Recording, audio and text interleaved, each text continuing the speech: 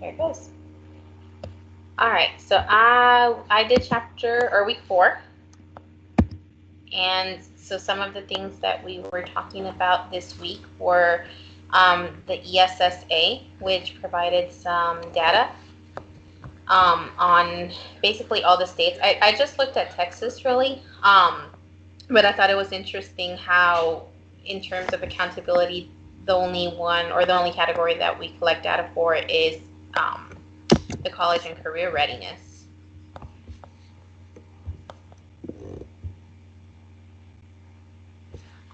I hadn't really heard about the ESSA though before until now, really. And then watch out. Sorry, I don't mean to interrupt, but just a quick thing to throw in there. I don't know about y'all, but this year my school for 8th grade, so they used to have reading and writing completely separate courses, and this year they like combined reading and writing and make all of our 8th grade students take college and career readiness, CCR, and they do Think Circa. Do any of y'all schools do that?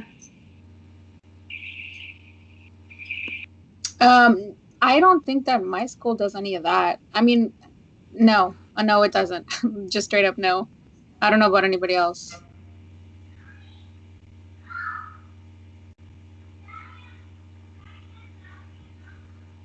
I know my sister's high school, they do, and I think we were talking about this in class, but the like the endorsements or whatever, and so they were really pushing that the college agenda, and which is not bad, but trying to get the kids to choose now.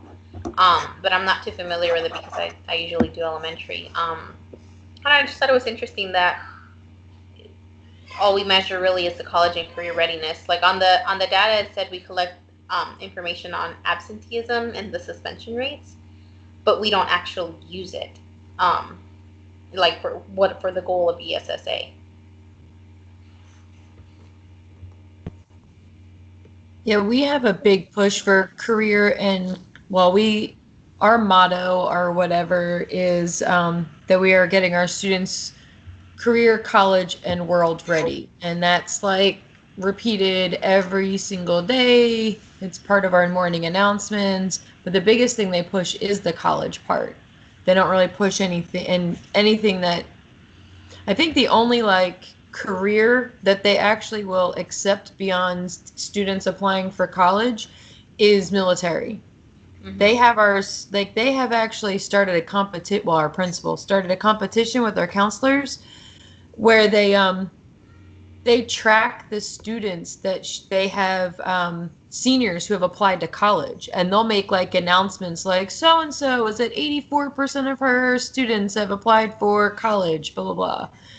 But I don't really know we collect data on everything else, but same thing. I don't think we have a focus beyond college, and they say career, but pretty much just college.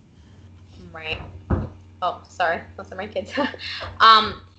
Have y'all, and you guys are in the upper grades, so have y'all noticed, like in terms of suspensions and things like that, how that has affected the environment in like the high school or the middle schools? Give me 1 second. Hold on. My kiddo is here. Give me 1 second, guys. Go over there. Hey, Baba. Yeah, go over there. Mama. No, go over there. Baba. Mm-hmm. Baba. Sorry, I flipped the screen. All right. So let me start with Linda Darling. I was in the restroom. Okay. Sorry. Well, it's recording, so we started.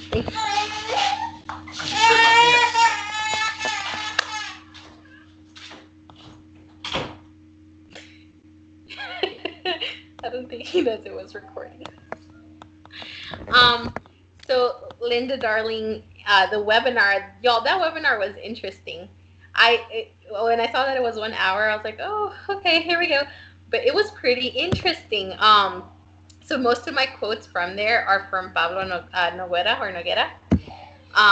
But just going back to like the college and career readiness and how she linked that with the shift in the most valued skills. So like instead of computation and reading and writing, now it's like communication and collaboration and all of these things that we're teaching our kids to that we're teaching our kids to, just do from elementary. Um, I don't know. After reading some of these things, I did notice that we're very college oriented, which again, it's great, but like there doesn't seem to be that much variety besides like what you said, military.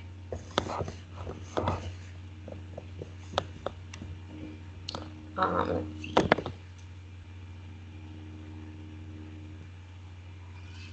I was really big on the Pablo Noguera articles as well. Um, and it seemed kind of obvious too, like the information that he was giving, like we can't dumb down the curriculum, we can't overlook basic needs, but at the same time, it was also a good reminder of, we got to make sure that we are providing our students with as much equity as we can. I really like this picture at the beginning, and you guys have probably seen it at like staff development and whatnot, but I mean, it makes sense. There's a difference between equality and equity. So real quick, going back to like the college and career readiness thing at my school, it's been just like such a huge talking point for everyone because speaking on their behavior since, I actually feel like this year has been the worst. We average, I feel like 15 fights a day now. Not really, but it's just really excessive, like the amount of fights we have and everything else. And the teacher next door to me is actually our reading resource teacher. So he also has to teach like the CCR, but it's still the same like kids that are in resource class. And his thing, and I see where he's coming from, and I really agree with him. You're pushing college. Think Circa is so heavy on college from what I've been told that ideally, yes, they would go to college. Realistically, no, those kids probably will not go to college. So it's just a big thing going like equality versus equity because I don't feel like that's what's best for them. Their teacher doesn't feel like that's what's best for them. It's been voiced, all of that stuff, and they're still having to take this class that they quite frankly don't care about. So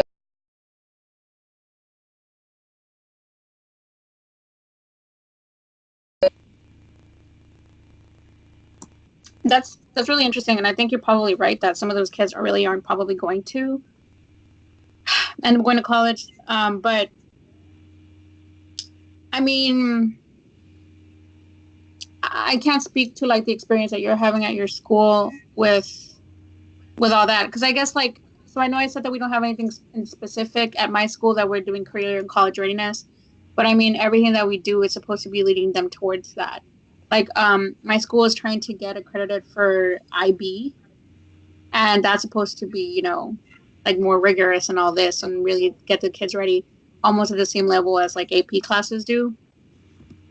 But I mean, I understand what you're saying. Where like my algebra 2 class is supposed to end up being an IB algebra 2 class, which means that all my students are supposed to be getting that like college and career readiness rigor.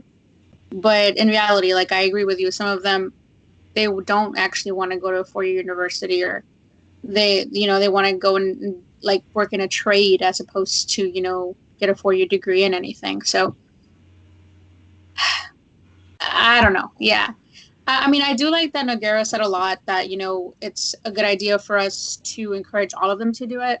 Because I feel like everything that he was saying was kind of like leading up to that. But at the same time, we may not be like serving all our students and what they're actually going to end up doing.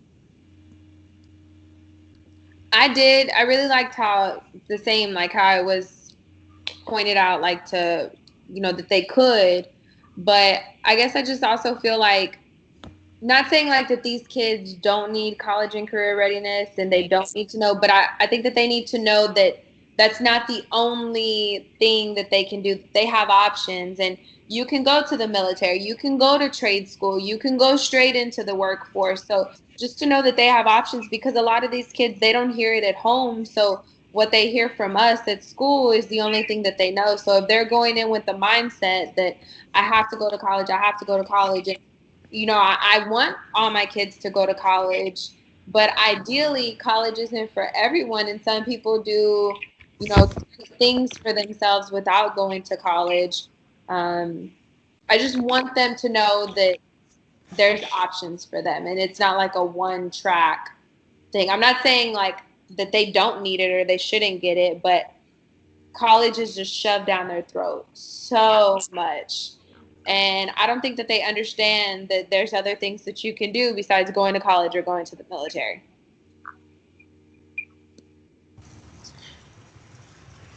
Yeah, I agree.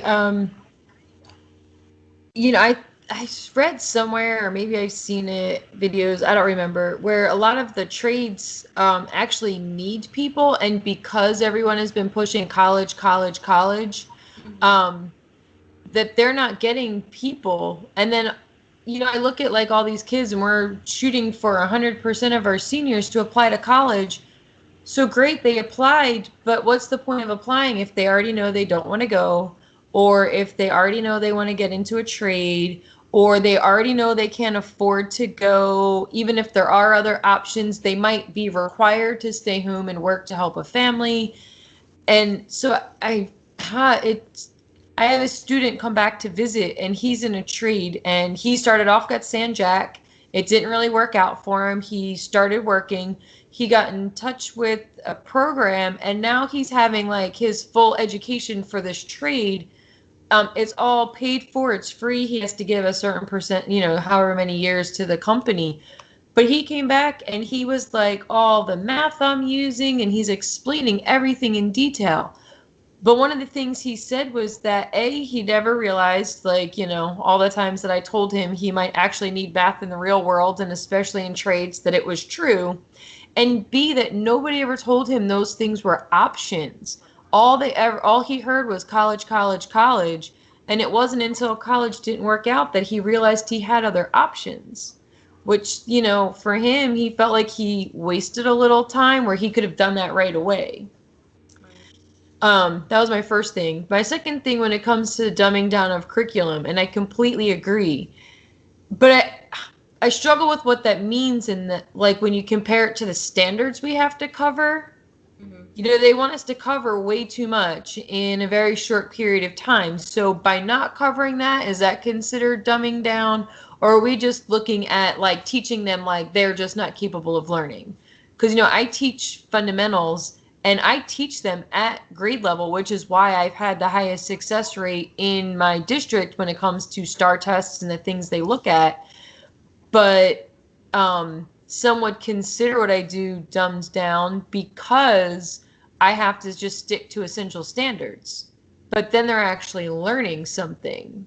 Right. So, but I don't think we should teach below their level, but I think there has to be some reality in what they expect us to cover and what we have time to cover, and what we need to do for them to actually learn the material and not just surface level kind of stuff. Woo, that was a lot. Sorry. No, you're fine. I agree. I think that for me, part of the don't dumb down the curriculum is don't teach the test. And sometimes in a Title I school, unfortunately, that's kind of tricky.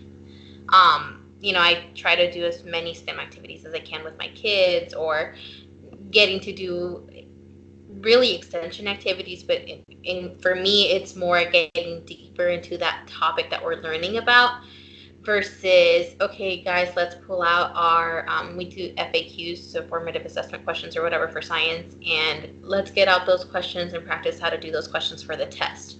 I hate doing that, but at the same time, sometimes they do need it, because they do need those test-taking skills, because we're so, a lot of our data depends so heavily on those scores, unfortunately.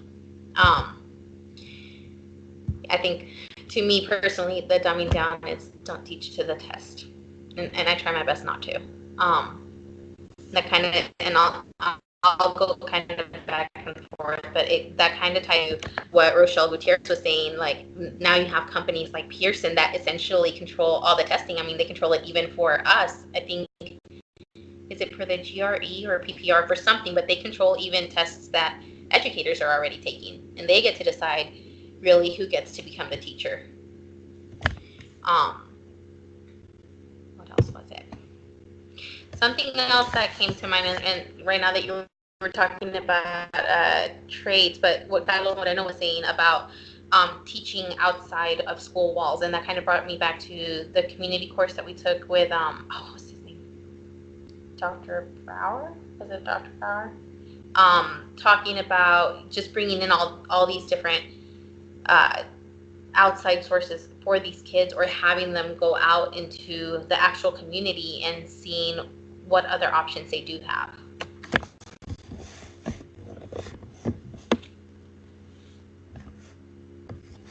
Did y'all have anything else to say for this slide?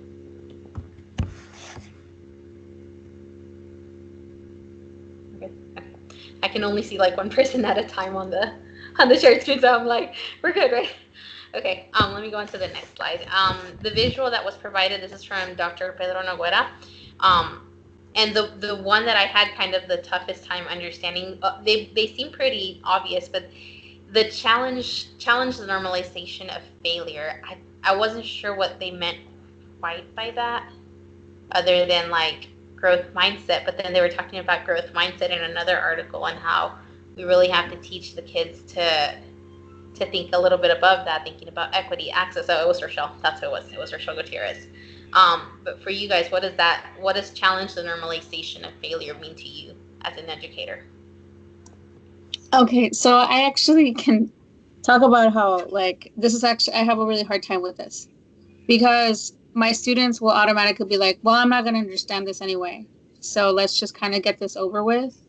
And it's like kind of frustrating for me to be able to address that and be like, no, you shouldn't expect to not understand this just because, you think you're bad at math or something. You know what I'm saying? So like I spend like a lot of time, basically every single unit, trying to tell my students that intelligence is not like a fixed thing, that, you learn, you do better, that it's like, that it's not stagnant, that you can be more intelligent by like trying harder. Whereas I think everyone, I feel like, understands intelligence as like either you're intelligent or you're not. And that's not right. So that's what that means to me. It's just like trying to just tell them or make them understand that like it's going to be worth it, and they're going to understand stuff if they work hard, not just that failing is like an option. Yeah, I've been having issues with it in my class. Oh, sorry. Go ahead. Oh, go ahead. I've been having issues with this in my class as well. So this coming up this week was kind of good, but I'm still kind of struggling with how do I teach my kids that, first of all, it's okay to fail. And I mean, these are second graders, but they're already sometimes coming in with this mindset of, like you said, this is too hard, or why do I need to know this anyway if I'm not even going to be good at it?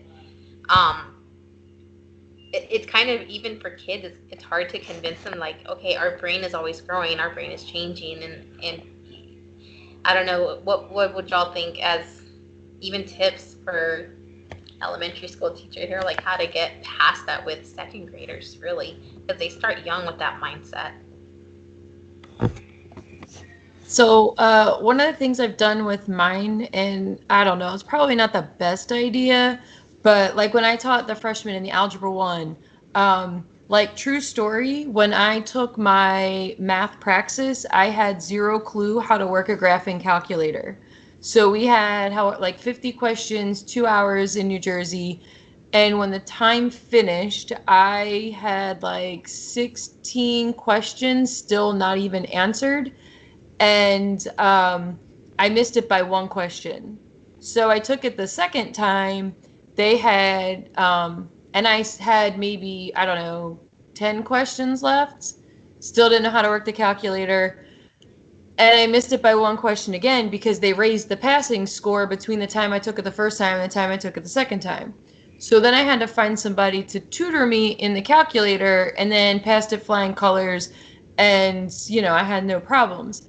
But I kind of tell my kids things like that so they realize like they're not alone.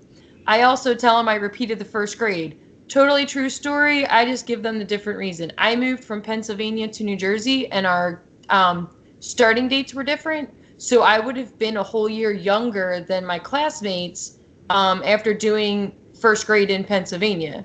So in New Jersey, I would have been a year younger. And that happened to my dad. And because our birthdays are like, we're both in December. And he always felt like he was picked on being the youngest in the class. So they made me repeat first grade because they wanted me to be the same age as everyone else. But I tell my students it's because of my ADHD that I had to repeat it. I mean, I totally am ADHD, but that's not the reason. But then they start to realize like they're not alone and that it's okay to make mistakes. Or today, again, true story, told my students that because they were struggling with whatever we were working on, and I always give them more than one way. I let them choose, and it's kind of funny. One class thought one way was like really stupid and too much work and blah blah blah, so I focused on the other way. And then my last period of the day, they liked the way that I thought was actually a little bit harder, but they thought it was laid out better for them. So that's the way we did it. Well, one of the kids was struggling, and the same thing. I suck at math, this, that, and the other thing.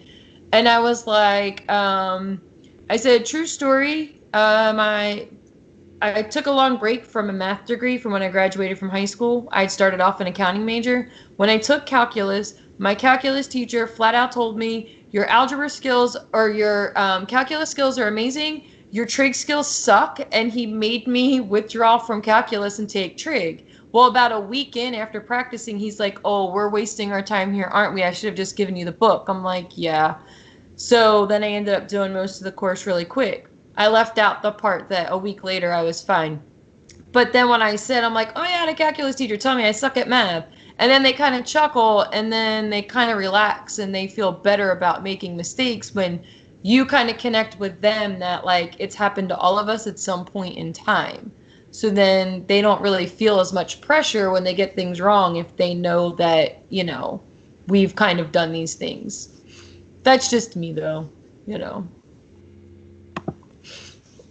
Okay, so I guess like my take on it. So I didn't think about this the same way that y'all did as far as the normalization of failure goes. But to touch on what y'all said, I have the same struggles in my class, and you know they're like, "Oh, miss, I can't do this. I'm stupid. I'm just gonna go to sleep because I'm not gonna learn it anyway. It's just always something." So I found that, especially with my male students, giving them like a little task that's easy that they can be successful at. Like we did probability, and they got to like roll dice and stuff, and they all think they know how to gamble, so they're all into it. So you know, it just got them interested, and then they're like, oh, I can do this. So now, you know, we've moved on from probability, and they're still interested, and they're still trying. So to answer your question, Kathy, in elementary school, I think giving them those small things that they can be successful at and make them feel like a sense of accomplishment that they can do it will help, you know, once they get to middle school and to high school, help them not have that mindset. But I kind of interpreted it as like what's the word? I can't think of the word, but like failing like a class. Not just failing like an assignment or a task or a topic. And I'm pretty sure last time when we met, we talked about how hard it was to fail someone. So when I was thinking about it, I was like, how am I supposed to normalize failure when I can't fail anyone? You know, especially someone that has any kind of accommodations, it's like impossible. So that was the way that I kind of thought about it.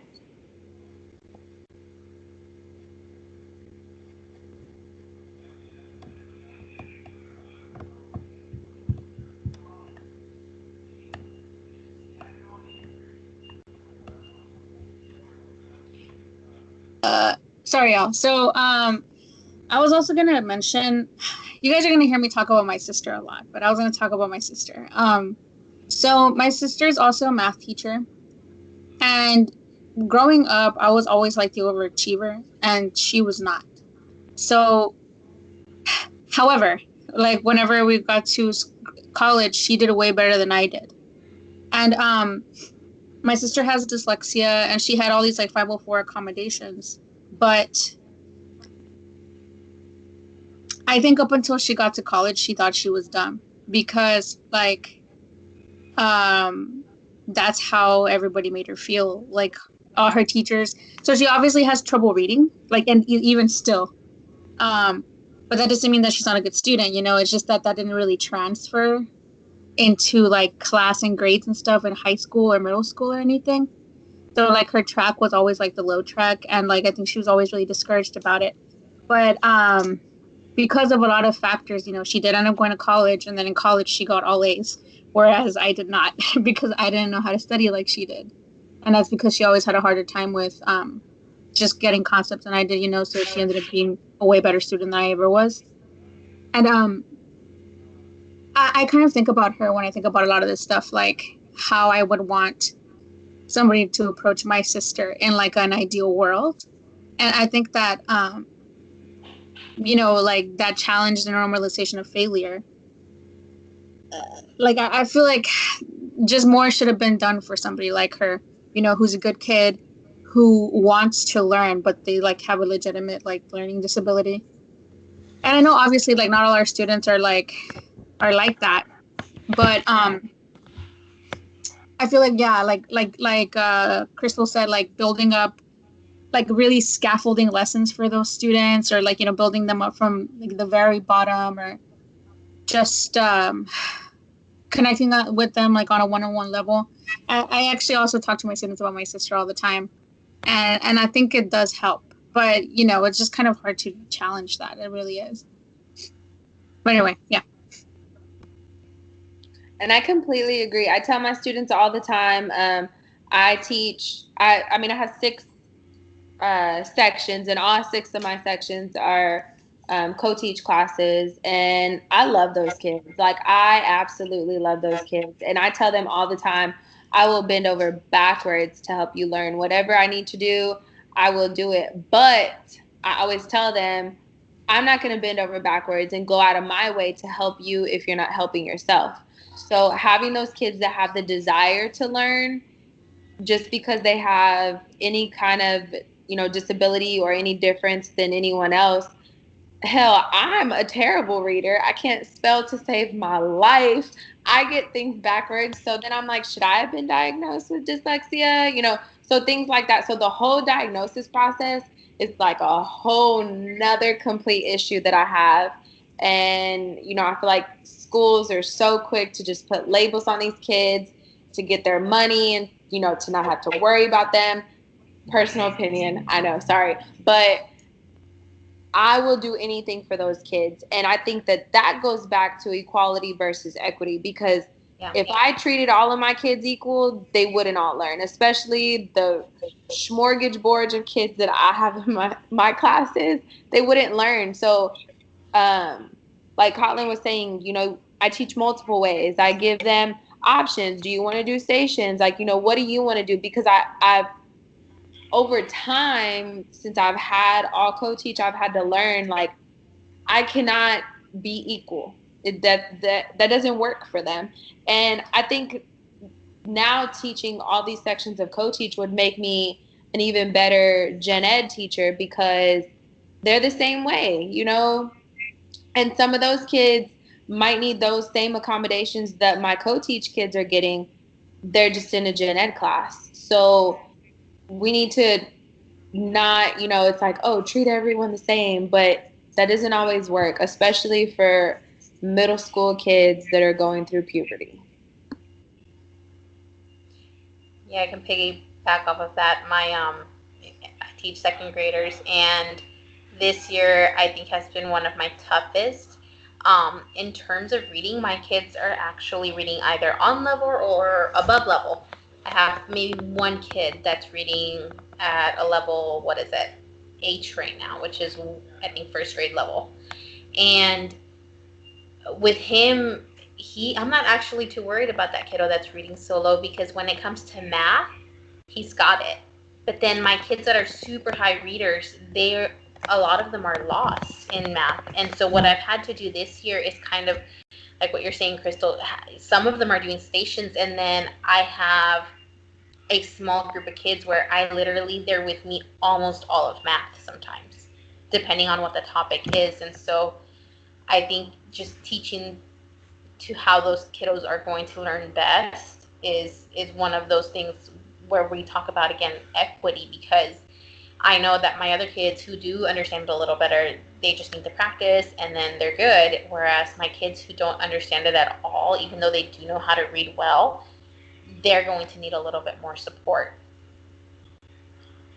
I kind of want to go back to what you were saying about like the whole process for labeling kids and all this, because it kind of ties into sorry it kind of ties into what Rochelle Gutierrez was saying about how we as teachers need to be informed about politics. And that, to me, that also meant how we label some students, really, because we also need to know about the politics within our schools even sometimes, because as teachers, we're in our classroom, and then a lot of times we don't know, at least for me right now, and this is my 5th year teaching, but a lot of times I don't know some of those processes versus like, that little quick cheat sheet that they give us of, oh, this is how we test the kids.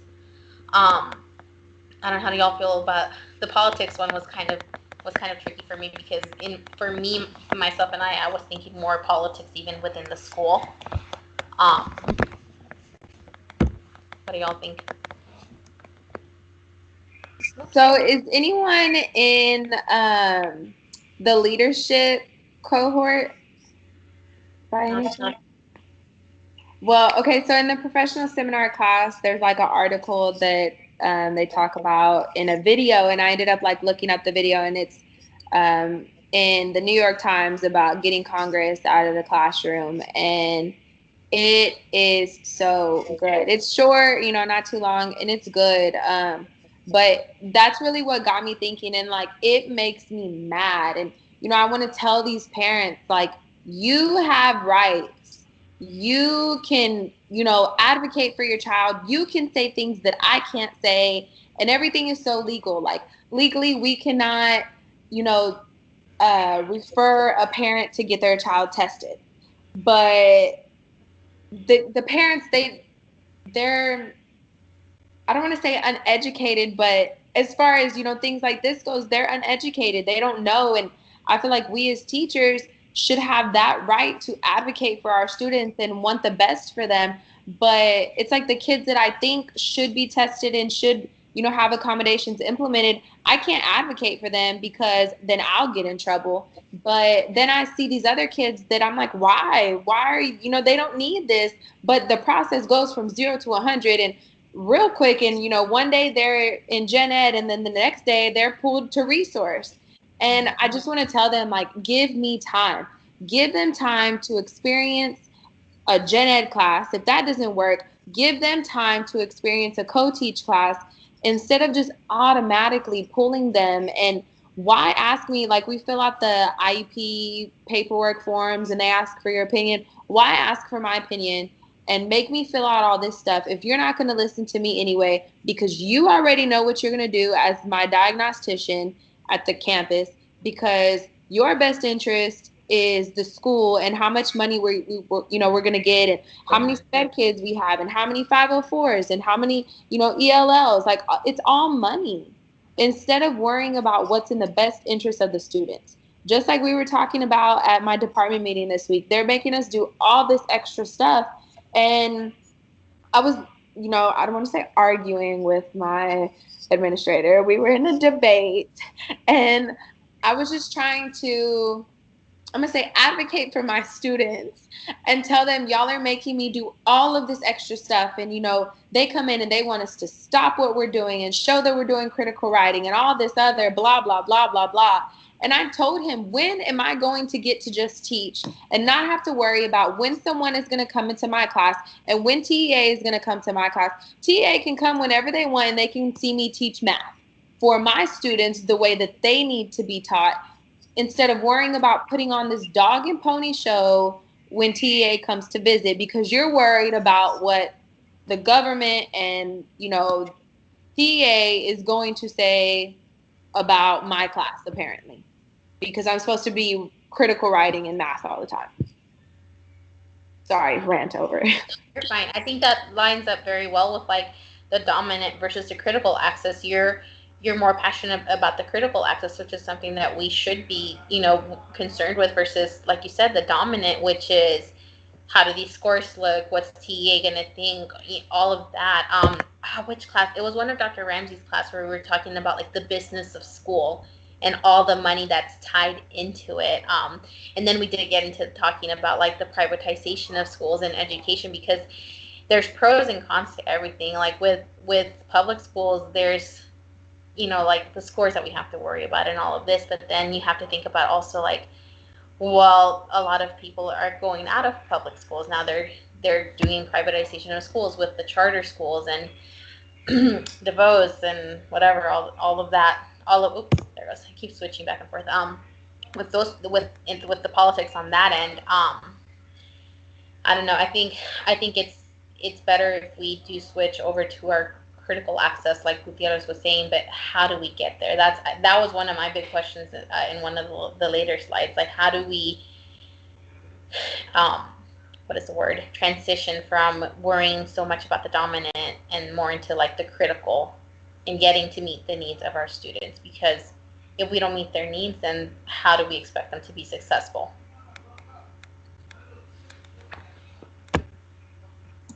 Yeah, I don't know how. I mean, I definitely think it's a fine line, but like that's part of the reason we're doing this program, right? Is to become more adept at being advocates, like not just for students, but also kind of for ourselves, or what we think are the best educational strategies and stuff. I'm going to say that I had no idea that we weren't really allowed to refer students during the IEPs or whatever. I didn't know that. Like, I thought that we were allowed to like get them diagnosed. I really did believe that up until right now. I'm gonna say though that like obviously us being aware is important, and then also like if we talk to the parents, then that's a really big part of it. I know that again for my sister getting diagnosed, my mom noticed the symptoms right away and got her the help that she needed pretty much from the beginning, because my mom is dyslexic. So like she was not ignorant about it, because she was dyslexic herself. So like I guess it maybe falls to us as even more of a responsibility to like get our parents involved, and then be like these political proponents that way. And I could be completely wrong, and it could be something that's completely illegal. But just from what I've been told, we go into an IEP meeting and they know I'm going to speak my mind. So we sit down and they're like, Crystal, parents are here. You cannot tell them that their child needs to be tested. I'm like, why not? If that's how I feel, why can't I, refer them to that? They're like, it's illegal. So I could be wrong, and they could just be trying to get me to shut up. But that's just what I've been told. And I've also been in IEP meetings where parents straight up tell us that they want their child labeled because then they get money. So then politics are involved in our education and in our schools in that way, because the parents are worried about, oh, if my child is special ed, then I'm going to get a check. So I think that that's an issue as well. But I wanted to ask a question. So the very next one, speaking up for equity, how do y'all do that? Because like I said, I speak my mind, and I will be the first person to go to my principal's secretary and ask to schedule a meeting if I have a problem with something. But every time I just kind of get turned away, which is not going to make me stop doing it. But I always feel like it's always like, oh, well, administration wants this done and superintendent wants this done, and that's just all there is to it. So how do y'all do it, or how, like, does anyone have any ideas on what we could do to speak up for those students more on issues like that?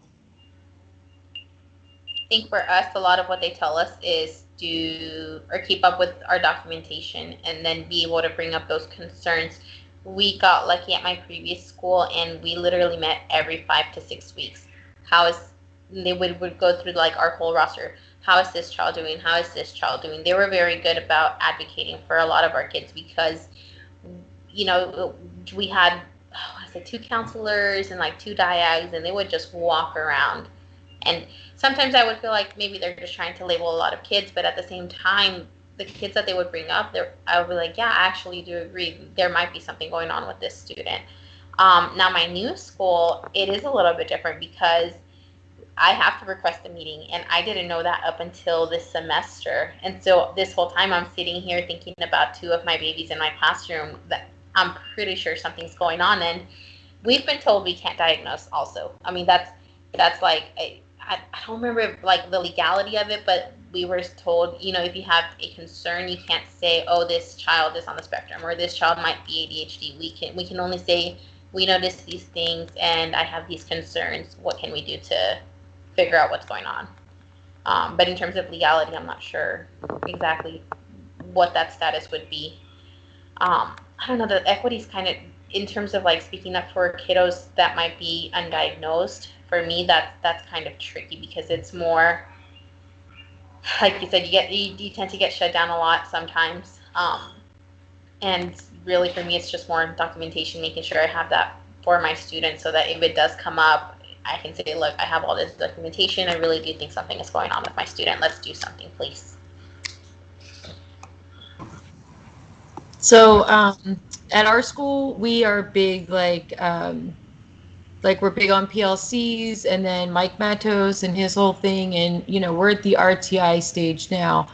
And so we have our kids, we just started this year because we have a new principal, but we just started labeling kids that are like, that we think need tier 2 intervention. And then from there, it's more documentation and doing that kind of stuff. So then if the interventions that the school puts in place don't work, then, you know, they go to that tier 3, and then somebody else steps in and then they handle the conversation with the parents about the testing and that kind of stuff. I don't really know how long that whole process takes because it's new to us, but I have a lot of strong opinions when it comes to overdiagnosing students. I do have a son who's ADHD. He's just like me. I don't know if that's good or bad, but whatever, he is. And, his teachers pushed for a really long time. They wanted him tested. They wanted this, which was always a big fight with me because especially boys with ADHD, when they hit puberty, a lot of them will actually grow out of it. As their body chemistry changes, a lot of boys grow out of it. And if you medicate them, it kind of messes with them. Girls, not so much. If girls are diagnosed ADHD when they're young, they're probably going to be young or ADHD forever. My son is still ADHD. He just controls it better. His teachers just wanted him medicated so he'd sit down and, stop bouncing off the walls. Eventually he did. But I fought that for a really long time. And I took him to a doctor, and his doctor was like, well, he can sit here and hold a conversation with me. He can do what I want him to do. He has friends. They just need better classroom management skills. They need to suck it up. I'm not doing it. Now, my boyfriend's daughter, when she was younger, mom didn't really send her to school, like, at all. Well, I don't want to say at all, but she missed like 30 days during like first grade and like 22 to 30 days during second grade. Mom would pick her up early, and dad didn't know they were divorced. And he got a call, or he saw the attendance. He was the reason the court stepped in. Well, now she's a senior. She was diagnosed with some learning disability in her freshman year. And when I looked at her IEP makes no sense. It's truly all over the place.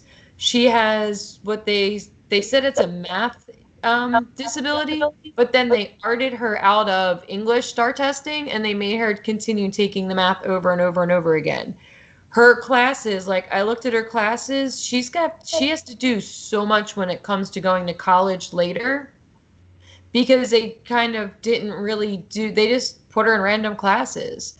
And most of it came down to she really just needed interventions, but not an IEP. She kind of needed those tier 2 intervention type things, But the school was just like, give her the IEP, get her out of the way, let's push her through and get her out of high school. So now she's with her dad in a completely different school district, and the school's like, we don't know what to do with her. She came to us with a mess for a schedule, and so now they're trying to get her to graduate and give her resources on her own to be prepared for college. So sometimes, yeah, they are, and I don't know if it was money. I think a lot of times it makes their life easier because the conversations we've had, it's almost impossible to fail a kid, label them, and then we can just push them through. So I think it's both money and they're not the school's problem anymore. They have an issue, so it's not our fault they can't learn. When really it was their fault for not actually doing their job in the first place. Just my opinion, but again, strong opinions like you, so it is what it is. I like that your school has the tiers, like the interventions and the levels. That's what we used to have at our previous school. It was like 98% ED, and this school is 80% ED, which is still, I mean, that's still pretty high. And we don't have those things. It's so odd to me that we're not meeting here and there to talk about kids. We're not doing, the documentation, here's your form of tier 1, tier 2, tier 3. I'm so used to that, like that documentation basis, and now this year it's harder for us. And I think it's not just me, it's other teachers in the building too, where we're having a hard time even getting these interventions, period. Like I have 8 kids in my class right now failing, and it's not because of the way I'm teaching, it's not the strategies that we're teaching, it's they literally sometimes cannot make that connection. Some of them, they're coming up, so those kids I'm not worried about, even though they're not quite passing yet. But then the kids that have been stuck all year long have not had intervention this whole time because apparently we don't have enough documentation, and it's been a whole semester. So I like that your school does have the levels of that documentation, tier 1, tier 2, tier 3, because it does help students to an extent for sure. I don't know. Do y'all know if Skype has a limit, like, to the recording? Because we still have to get through chapter 4 of banks. We have like 10 minutes left. I'm not sure. Okay. I don't know. Real quick though, I did try to look up about if a teacher could refer a child to special education, and I haven't seen anything that says no. So maybe my school lied to me. No, they tell us the same thing. You're funny though, but I mean, yeah, that doesn't make sense. Honestly, like we're the ones that would know, Right. Yeah. I know we can't tell a parent your child is this, but we could bring up the concern to our APs or whoever's in charge, right? That's not, I don't know, that's something we might have to look up later on. Okay, so banks chapter 4. Trying to think, I only saw like one connection with this religion. It's a religion in American life, and they just kind of went through like the history of how religion kind of worked its way or its influence into like our schools, our politics, our businesses, and then it went into the history of the separation of the church and the state, and there's more stuff I want to talk about there, but I didn't really have too many thoughts on this one other than it was the history behind how religion changed throughout and how it had effect on schools. Yeah, I thought it was a really interesting history lesson, but the connection to all the other stuff we read was completely lost on me. Maybe it was just me, but I feel like everything else we've read really meshed, and this was a struggle to find the connection between the two for me, personally. Well, maybe it was just about, being equitable to all our students, including just about religion, which I feel like is something that we don't tend to think about too much, Mm-hmm. And I also thought it was really interesting. I love history, so I was all about this. But it was interesting to me too on a personal level because I grew up in South Texas and I was Pentecostal growing up. And I noticed when I moved to Houston that does not mean the same thing here. And so to me, it just means that religion is mired deeply in culture and ethnicity.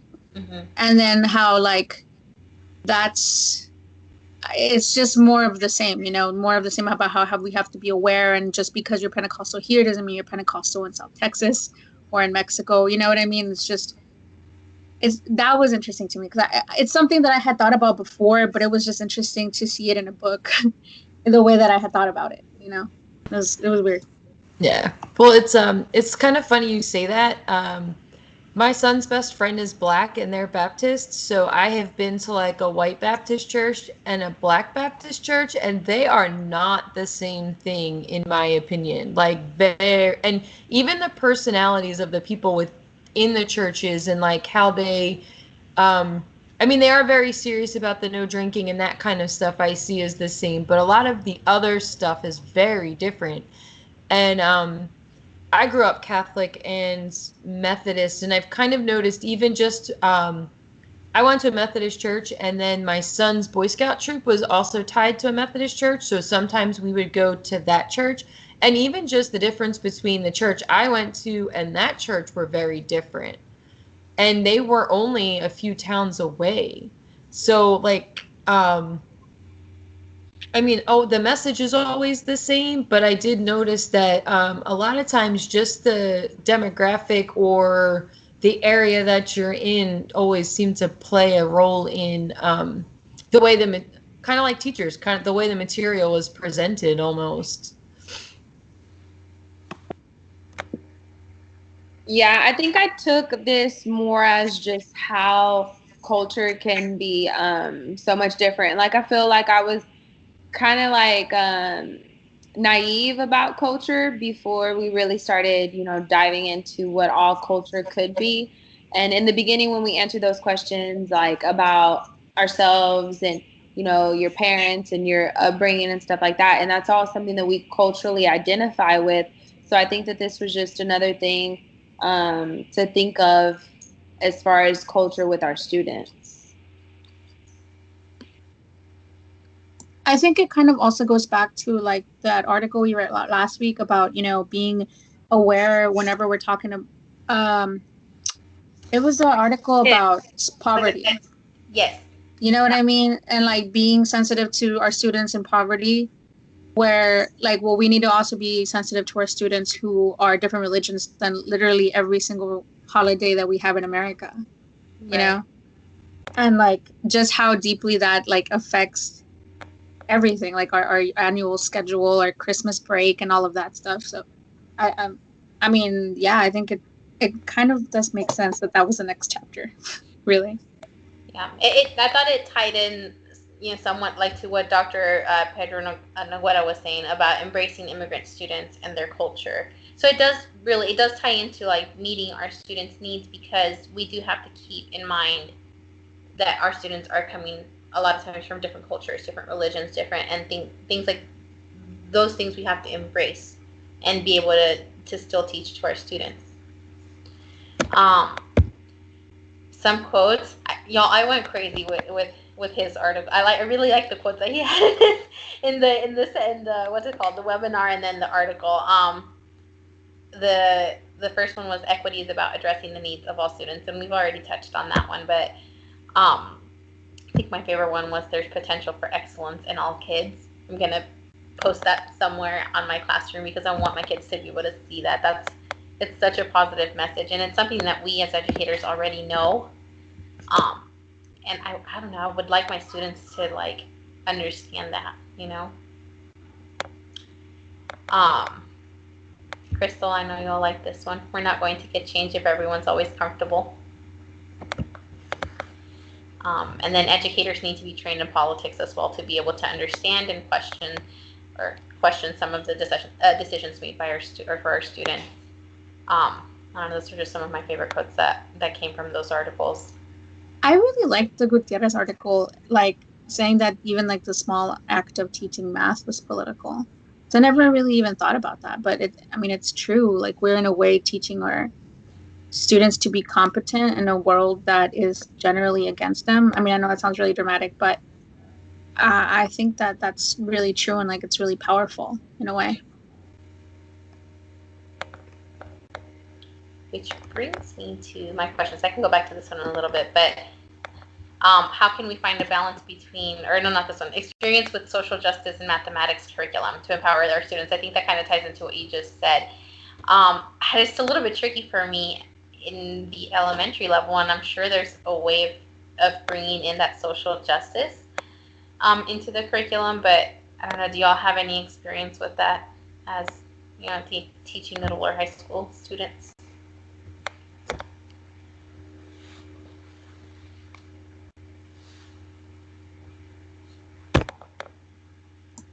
I think maybe just like making them aware of issues that affect them directly or their communities, and getting them kind of excited to like make a difference about that would be my idea of what that is. Something like a PBL, right? Like going along that lines and giving them some type of a task, but tying in like that social justice maybe. Would be good. Oh, I actually just remembered that Rudy, who's also in the class with us, he does this project with his kids where they find out like crime stats for the area where the school is or something like that. I can't remember exactly, but I think that totally ties into this. I mean, it makes them aware of what crime is like in their neighborhood, if they need to like be safer in their area or whatever, and then also maybe even if there's like a imbalance of the kind of people that are getting arrested or something like that. Yeah. So I don't know if this is answering your question at all, but this is something that I have personally struggled with because I'm 24. I'll be 25 soon, and I want to cry because I don't want to be 25. But anywho, so I'm young. I'm still on my parents' health insurance, so I I had this mentality of, oh, I don't care, like it doesn't affect me, whatever. Like, I don't need to vote, whatever. That was the mentality I had until things started affecting me, and then I started to care. And so I really tried to like kind of bring that into math, and it could be something as simple as involving a word problem that has an issue that Trump supports, which was very risky at first because everybody has such strong political opinions, and I've kind of had to like, and I mean, they're middle school students. They're going to have the same opinions that they hear at home from their parents. And one thing is, like, I will never give them any hints at how I feel about it. I stay neutral, and someone will always say something. They're middle school students, so someone is always like, oh, I can't believe a Cheeto is running our country. The comment always comes up. And I always give them 2 minutes to debate about whatever political, and then the 2 minutes is up and they have to stop. So literally for 2 minutes, my class is just like, like I don't even know what they're talking about half the time because everybody is just so passionate about it. So I kind of just try to like slowly bring up these topics and these issues to familiarize them with it. But I don't get into it with it because I think political issues is a very touchy thing to talk about, and I'm surely am not going to talk about my political views with 13-year-olds. So I let them talk about it just so they can kind of start to get comfortable with it because, political things was never something that my parents talked about. They never talked about who they voted for. They I never knew anything about it. So I think that that's part of the reason that I felt the way that I did, and I was like, oh, I don't care, because it wasn't anything that I was familiar with. So I just want to like slowly kind of try to familiarize my students with it so they will be more comfortable to talk about it and defend their own opinions.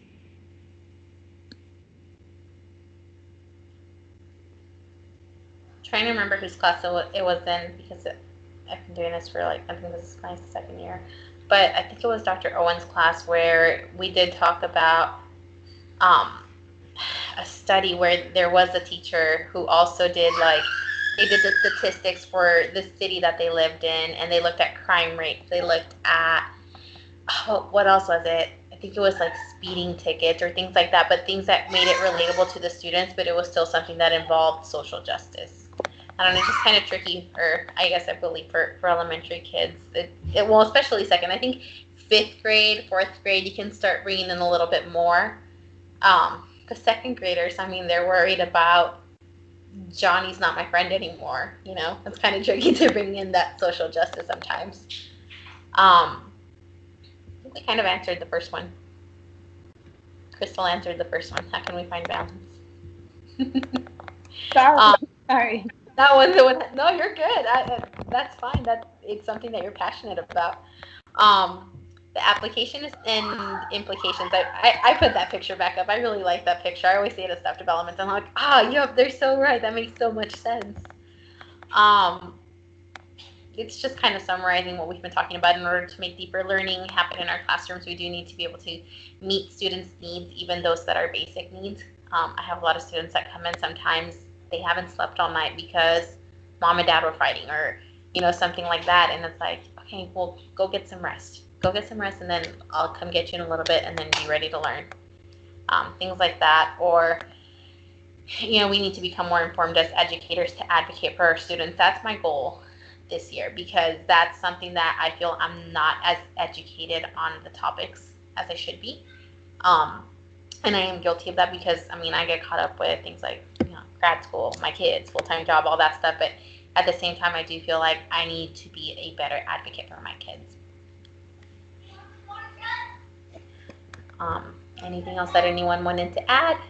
So my kids are going crazy. This one, they're like, open the door. Okay, I don't know how to stop recording. You guys are gonna have to help me here. Oh, I see it. Okay, I'm good. All right, I'll stop recording.